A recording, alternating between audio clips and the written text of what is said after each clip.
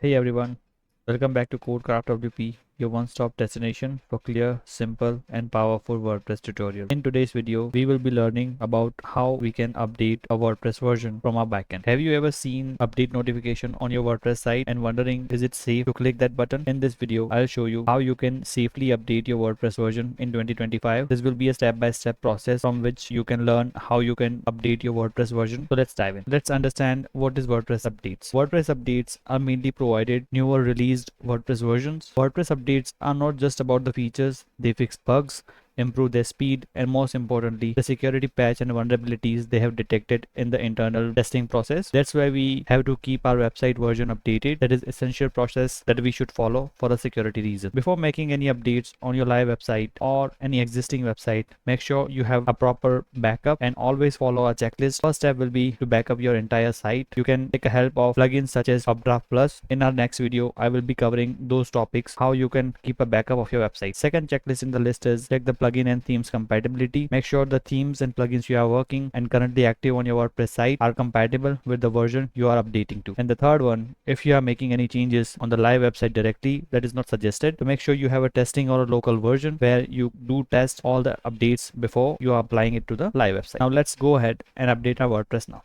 In the WordPress screen, I'm currently logged into my WordPress dashboard.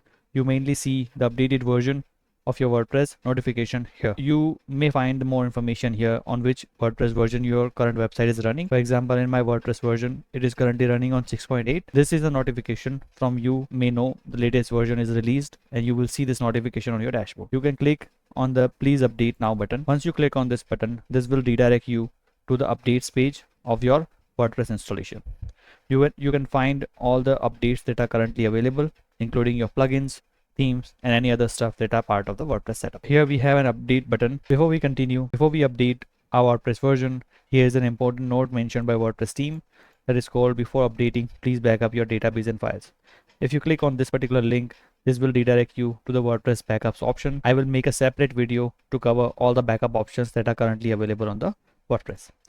Now let's go back to our installation. Once you have clicked on the update now button, updates page, this is the button that we are going to click and update our WordPress version. Let's click on this button. WordPress will download the latest version file and install it to your WordPress setup. So let's wait for some final messages that are the mainly part of the upgrade process. This is the final version 6.8.1 is updated to your WordPress dashboard. Now let's visit the dashboard screen again. We can see our WordPress version is updated.